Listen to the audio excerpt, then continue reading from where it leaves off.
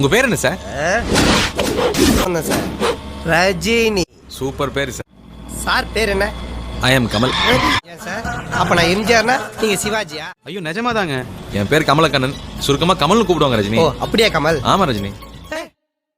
Sir Rajini Kamal காசு கொடுத்தா கூட இப்படி ஒரு காம்பினேஷன் கிடைக்காது சார்.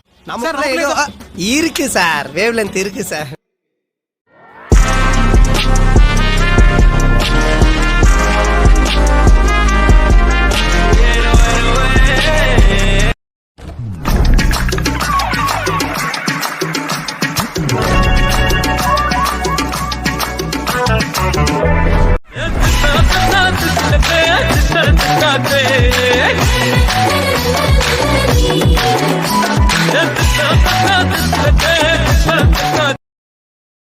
கெட் ரெடி ஃபோக்ஸ்.